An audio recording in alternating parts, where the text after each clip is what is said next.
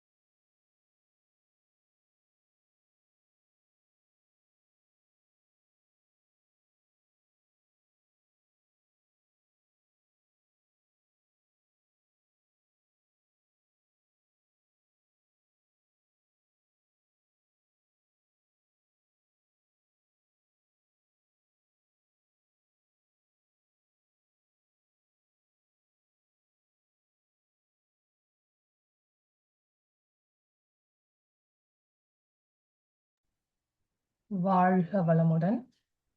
நாம் அமர்ந்துள்ள இடத்தைச் சுற்றிலும் நல்ல தெய்வீக ஆற்றலே நிரம்பின. நாம் அமர்ந்துள்ள இடத்தைச் சுற்றிலும் நல்ல தெய்வீக ஆற்றலே நிரம்பின. நாம் அமர்ந்துள்ள இடத்தைச் சுற்றிலும் நல்ல தெய்வீக ஆற்றலே நிரம்பின. அருட்பேராற்றல் உடலிலே, உயிரிலே அலை அலையாக பாய்வதை உணர்கிறோம். அருட்பேராற்றல் உடலிலே, உயிரிலே அலை அலையாக பாய்வதை உணர்கிறோம்.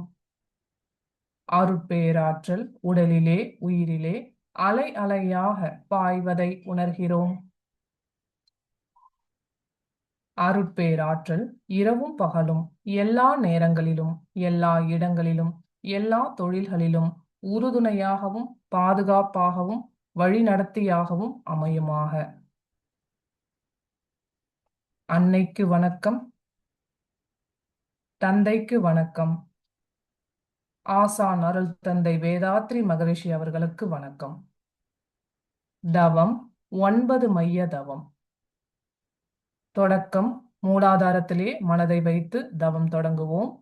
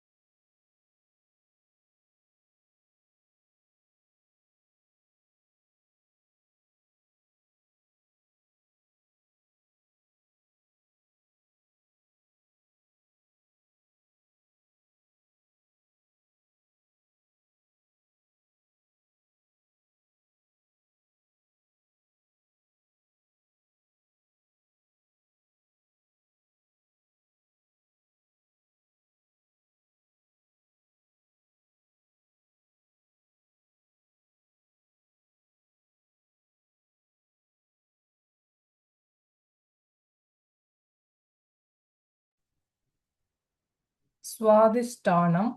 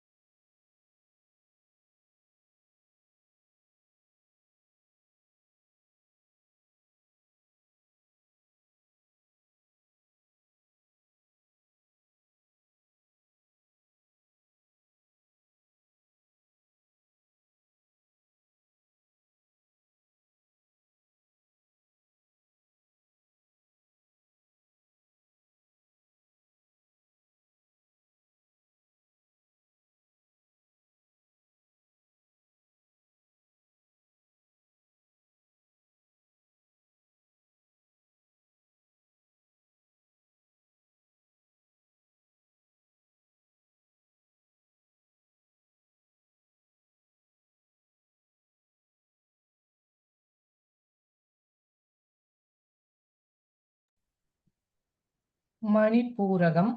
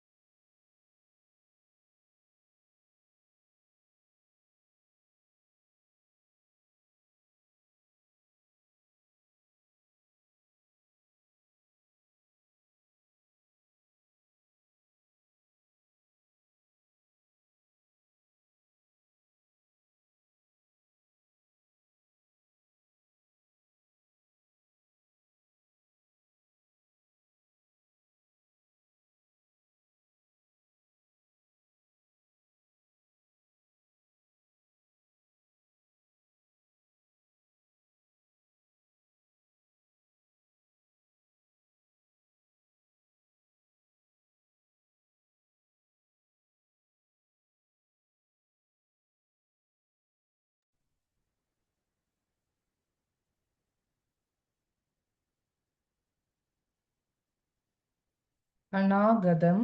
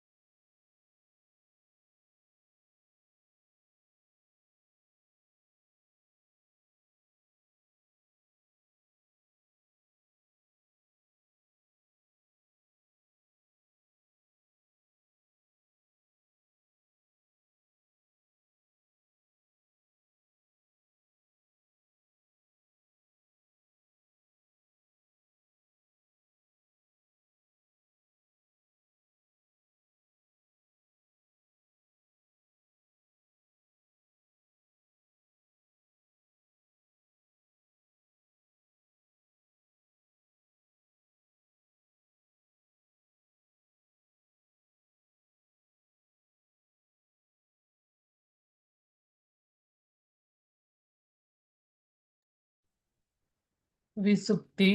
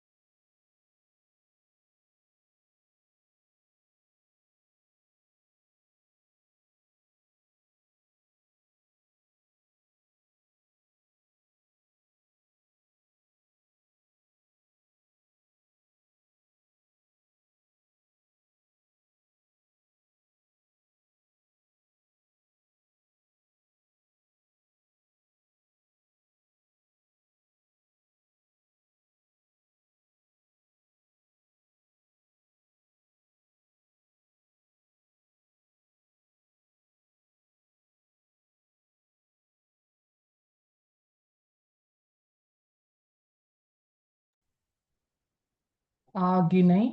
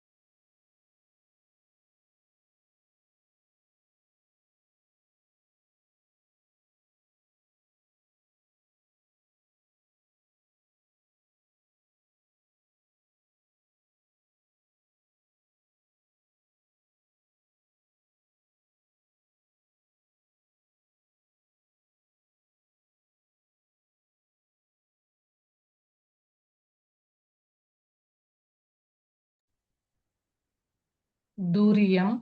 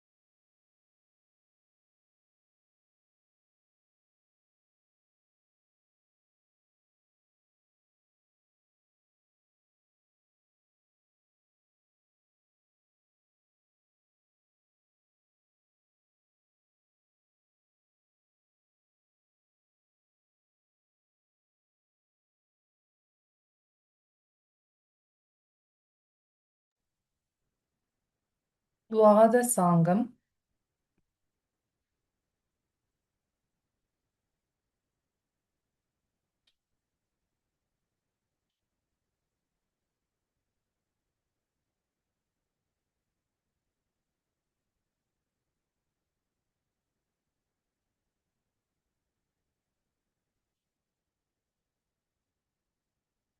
சந்திரன்,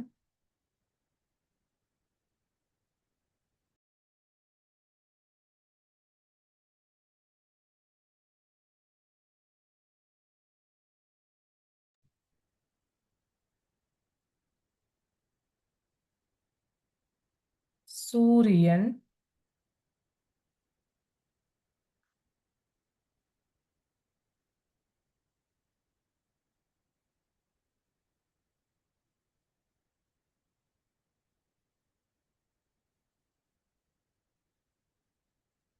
பேரியக்க மண்டலம்.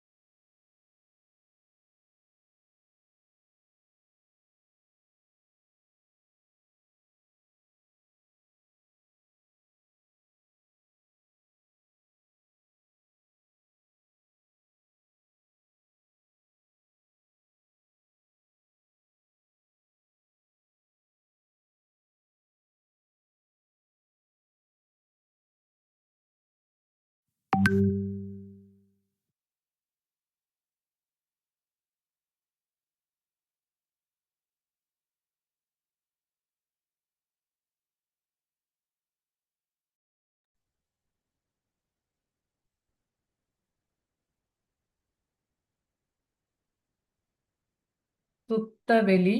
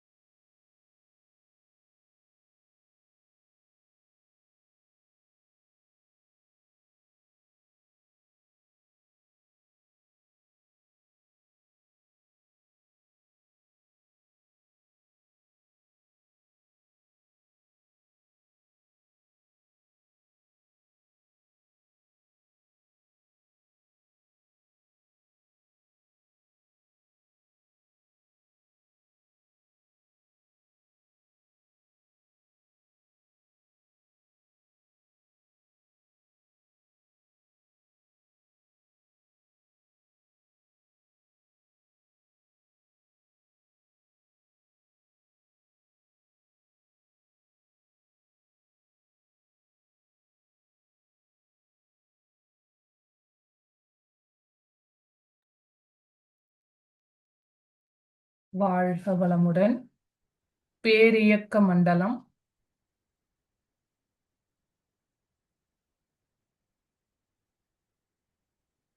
சூரியன்,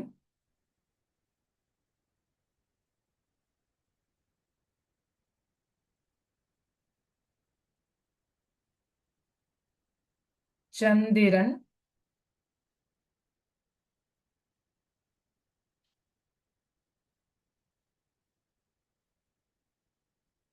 துவாதசாங்கம்,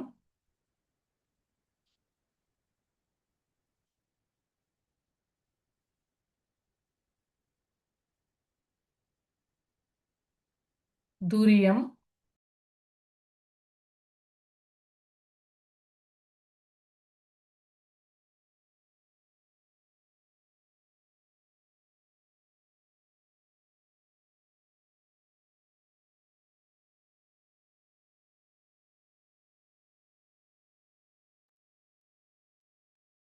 தவத்தை நிறைவு செய்கிறோம். தவ ஆற்றல் உடல் முழுவதும் பரவட்டும். உடலும் உள்ளமும் தூய்மையும் மேன்மையும் அடையட்டும்.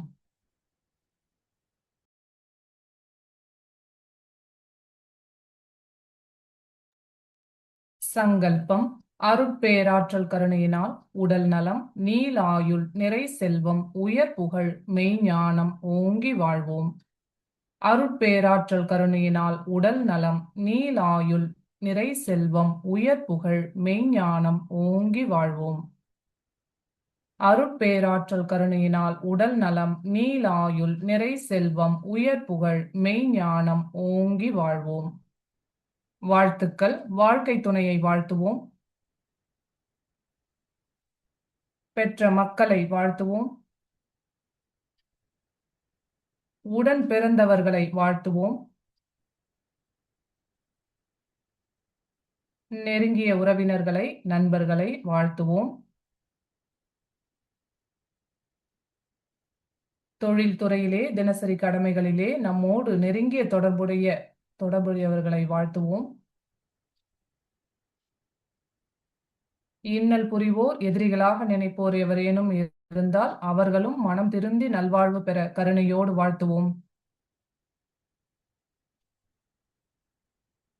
ஆசான் அருள் தந்தை அவர்கள் அருளிய வேதாத்திரியம் வாழ்க வளமுடன்.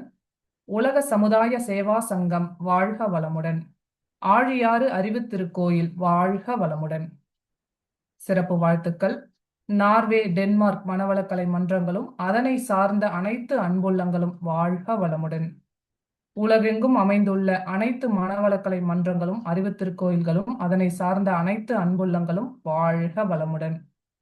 அருட்பேராற்றல் கருணையினால் ஐக்கிய நாடுகள் சபையின் வாயிலாக வேதாத்ரி மகரிஷி அவர்களின் கருத்துக்கள் உலக மக்கள் அனைவரையும் சென்று சேர வாழ்த்துவோம். வாழ்க வளமுடன்.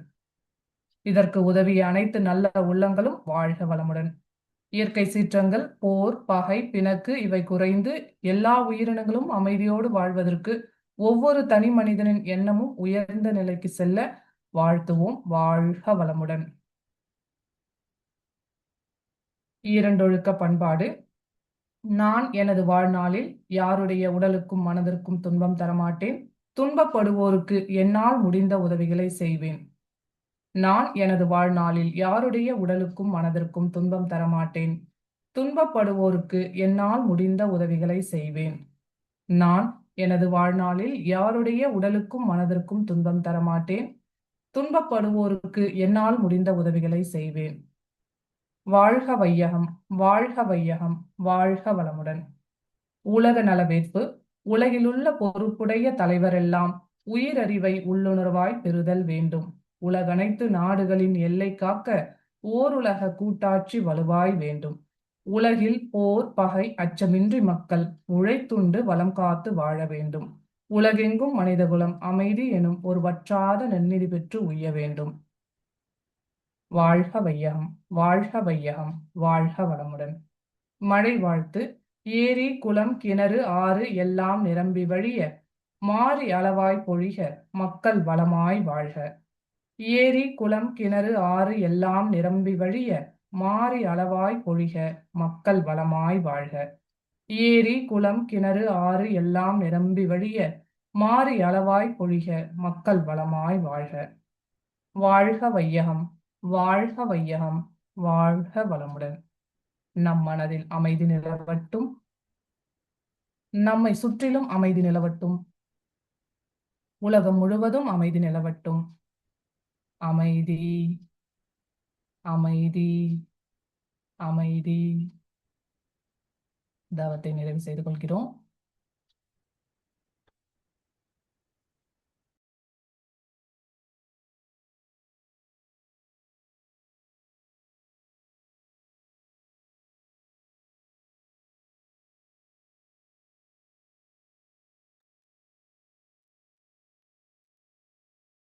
இன்னைக்கு மௌன நோன்பு மேற்கொள்ள உள்ளோம். இதுல சிந்தனை உரையாக ஒரு 5 நிமிடத்திற்கு நன்றி உணர்வு, அதுல தந்தைக்கு நன்றி என்ற தலைப்பின் கீழே நம்ம பார்க்க போறோம், சிந்திக்க போறோம். அதாவது நம் இந்த உடல், உயிர் இதை கொடுத்தவர் நம் தந்தை இல்லைங்களா? நமக்கு உயிர் கொடுத்தவர் தந்தை. இந்த உயிர் உய்வதற்கு வாய்ப்பு அளித்தவர் அருட்தந்தை, வழி தந்தவன் கூட சொல்லலாம். உயிர் கொடுத்தவர் தந்தை, உயிர் உய்ய வழி சொல்லி கொடுத்தவர் அருட்தந்தை. ஆகவே இரு தந்தைகளுக்கும் மனதார மானசீகமாக நம் நன்றியை தெரிவித்துக் கொள்வோம். சரி, இப்போ இந்த மௌன நோம்பில நம்ம என்ன சிந்திக்க போறோம் அப்படின்னு பாத்தீங்கன்னாக்கா, நம்ம இன்னைக்கு எல்லாருமே ஆன்மீக ஒரு சிந்தனை உரைக்கு நம்ம எல்லாரும் குழுமி இருக்கிறோம். அதாவது ஆன்மீக கூட்டத்துல நம்ம இருக்கிறோம் அப்படின்னு சொல்லலாம். ஆன்லைன்ல இருந்தாலும் ஒரு ஆன்மீக சொற்பொழிவுக்காக தான் நம்ம எல்லாரும் இணைந்திருக்கிறோம். இன்னைக்கு கிடைத்த இந்த ஆன்மீக பதிவு, நம்ம எல்லாருமே ஆன்மீகத்துக்குள்ள வந்திருக்கிறோம். இது எப்படி நிகழ்ந்தது அப்படின்னு ஆராய்ச்சி பண்ணோம்னாக்கா, பல பிறவிகளாக இதே ஆன்மாதான் பயணம் மேற்கொண்டு வருது. இப்ப நம்ம தந்தைன்னு சொல்றோம், தந்தை வேறு நாம் வேறு அல்ல. நம் தந்தையுடைய மறுபிறப்பு, அதாவது வினைப்பதிவு தான் நாம இப்ப வந்திருக்கிறோம். அப்போ அவங்க நம்ம முற்பிறவிகள் எல்லாரையும் சேர்த்துதான் சொல்றேன். இதுக்கு முன்னாடி இருந்த தாத்தா, அவங்க தாத்தா, பாட்டி எல்லாருடைய வினைகளையும் சேர்ந்து வந்ததுதான் இப்ப இறுதியாக வந்தது நம்ம தந்தை, தாய் தெரியுது. அதனால நம்ம தந்தையை ரெப்ரசன்ட் பண்றோம்.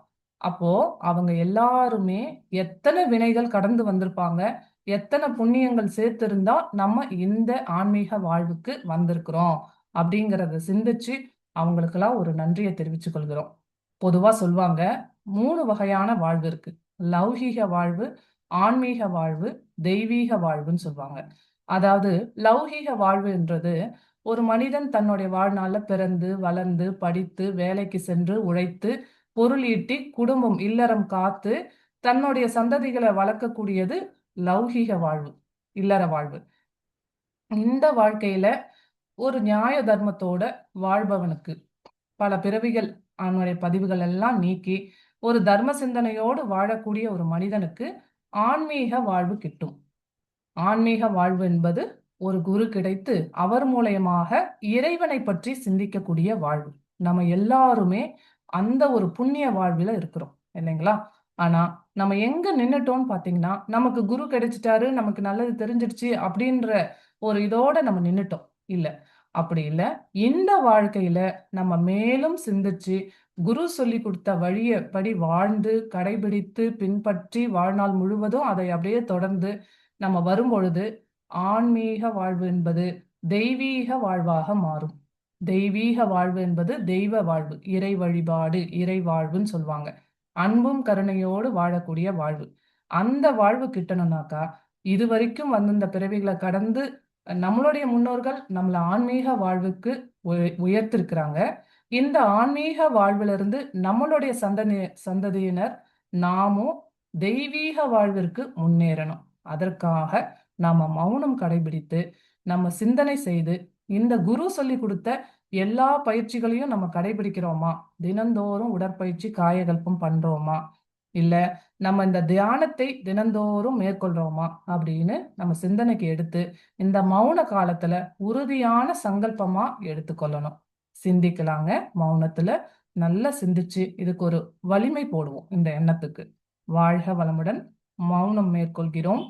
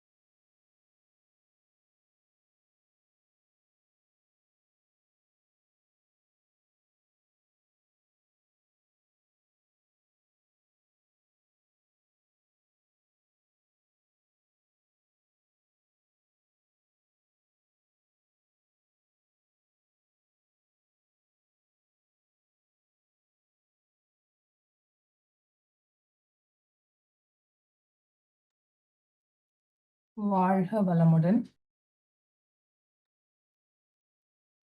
இன்று நாம் அனைவரும் மௌனத்தில் கலந்துள்ளோம். நாம் அனைவருமே இறைவனை அடையும் பாதையில் உள்ளோம். இந்த இறைவனை அடைவதற்கு பெரியவங்கள்லாம் என்ன சொல்றாங்கன்னு பார்த்தீங்கன்னா, ஒரு க்ஷண நேரம் போதும் அப்படின்னு சொல்றாங்க. இறை உணர்வுக்கு, அந்த இறை உணர்வு நமக்குள்ள நிகழ்வதற்கு ஒரு க்ஷணம் போதும் அப்படின்னு சொல்றாங்க. அதாவது நம்ம ஒரு நொடின்னு சொல்றோம் இல்லைங்களா? ஒரு சிட்டிகை நேரம். அந்த நொடிய 3ஆக பிரித்தால், அதுல வரக்கூடிய ஒரு பகுதி தான், அந்த ஒரு நொடி தான் நம்மளுடைய இறைவனை அடையக்கூடிய நொடி அப்படின்னு சொல்றாங்க. அது நொடி கூட இல்ல, க்ஷணம்னு சொல்றாங்க. இந்த அளவுக்கு சொல்லி வச்சிருக்காங்க. இது எப்படி நிகழும்? க்ஷண பொழுதில் எப்படி நமக்கு இறைஞானம் நமக்கு கிடைக்கும் அப்படின்னு பார்த்தீங்கன்னாக்கா, நம்மளுடைய அருட்தந்தை, நமக்கு குரு. குரு காட்டிய பாதையில் நம்ம செல்லும் பொழுது, அது க்ஷண பகுதியில் நமக்கு நிகழும். உதாரணமா ஒரு சிறிய கதை பார்ப்போம். இப்போ ஒரு தொலைதூரத்துல ஒரு மலை தெரியுது. ஒரு மலை பிரதேசம். அந்த மலை பிரதேசத்த அடையணும்னு ஒரு நபர் நினைக்கிறாங்கன்னு வைங்க. அவர் முதல்ல அந்த மலைக்கு போகறதுக்கு அந்த காட்டின் வழியா போகும்பொழுது, பல இடர்களை சந்திப்பாங்க. உதாரணமா நடக்கும் பொழுது தவறி கீழ விழலாம். புலிகள், காட்டு விலங்குகள்ட்டலாம் இருந்து தப்பிச்சு, ஒரு பாதைய கண்டுபிடிச்சு, அவரு வடிவமைக்கிறதுக்கு அவ்ளோ கஷ்டப்படணும். முதல் நபர் நடந்து போயிட்டாருன்னா, அடுத்த வர நபருக்கு அவர் போகும்பொழுது, அந்த புற்கள் எல்லாம் மடங்கி இருக்கும். அத வைத்து அவர் கொஞ்சம் சிரமம் இல்லாம ஒரு வழியில போயிடுவாரு. 3வது நபருக்கு பார்த்தீங்கன்னா, புல்கள் நல்லாவே அவங்களுக்கு அமுங்கியிருக்கும். ஒரு 10வது நபருக்கு பார்த்தீங்கன்னா, அந்த இடத்துல புல்லே இருக்காது. ஏன்னா 9 நபர்கள் நடந்து, நடந்து அந்த இடத்துல அந்த புற்கள்லாம் முளைக்கிறதே நின்னுடும். வழி எளிமையா தெரியும். இப்ப 100வதாக ஒரு நபர் வராருன்னா, எளிமையா அந்த இடத்துக்கு போய் அடைஞ்சிருவாரு. அந்த மாதிரி நம்ம நம்மளுடைய தியான பயிற்சிகள் எல்லாம் நம்ம ஒவ்வொரு நாளும் அந்த ஃப்ரீக்வன்சி நம்மளுடைய மன அலைச்சுழல குறைத்து குறைத்து குறைத்து தியானம் பண்ணி பண்ணி பண்ணி பழகும் பொழுது பார்த்தீங்கன்னா, ஒரு நாள் ஒரு 100வது நாளா இருக்கலாம். இல்ல ஒரு க்ஷணமா இருக்கலாம். அந்த நேரத்துல நமக்கு அந்த இறை உணர்வு நிகழும் அப்படின்னு நம்மளுடைய குரு மகான் நமக்கு சொல்லியிருக்கிறாங்க. நாம செய்யக்கூடிய ஒரு விஷயம், இந்த பயிற்சிகள தொடர்ச்சியா செய்யணும். இந்த மௌன காலத்துல இந்த பயிற்சிகள நம்ம தொடர்ச்சியா செய்வோம் அப்படின்ற ஒரு சங்கல்பத்தோடும், நமக்கு பெற்ற தந்தைக்கும், நமக்கு வழிநடத்திய அருட்தந்தைக்கும் நன்றி உணர்வோடு இந்த சங்கல்பத்தை மேற்கொள்வோம். வாழ்க வளமுடன். மௌனத்த அப்படியே தொடர்ச்சியா செய்வோம். மௌன காலங்கள்ல இருப்போம். வாழ்க வளமுடன்.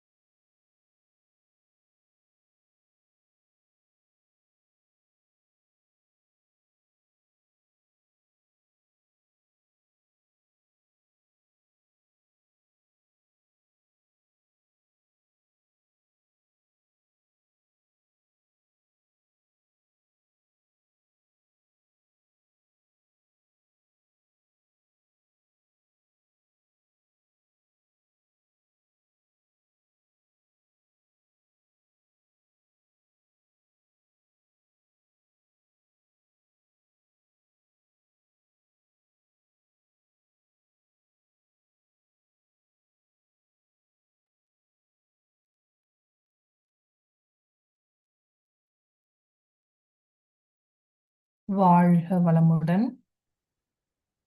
இன்றைய மௌன நோன்பு நிறைவு செய்கிறோம். இன்றைய மௌன நோன்பில் கலந்து கொண்ட அன்பர்கள், பின்புலத்தில் இருந்து தொன்றாற்றும் அன்புள்ளங்கள் மற்றும் வழிநடத்தும் ஆசிரியர்கள், அவர்தம் அன்பு குடும்பங்களும் அருட்பேராற்றல் கருணையினால் உடல் நலம், நீள் ஆயுள், நிறை செல்வம், உயர் புகழ், மெய்ஞானம் ஓங்கி வாழ்வோம். வாழ்க வளமுடன். இந்த பிப்ரவரி மாதம் முழுவதுமாக 1ஆம் தேதியிலிருந்து 28ஆம் தேதி வரை தினந்தோறும் நடைபெறவிருக்கும் இந்த மௌன நோன்பில் கலந்து கொண்டு பயன்பெறுமாறு அன்போடு கேட்டுக்கொள்கிறோம். இந்த மௌன நோன்பு நிகழ்வு சிறப்பாக நடக்க இறையருளும் குரு அருளும் துணை நிற்கட்டும். வாழ்க வளமுடன். உலக நல வாழ்த்து பாடலோடு இந்த மௌன நோன்பு நிகழ்வை நிறைவு செய்கிறோம். உலகமெல்லாம் பருவமழை ஒத்தபடி பெய்யட்டும். உழவரெல்லாம் தானியத்தை உவப்புடனே பெருக்கட்டும்.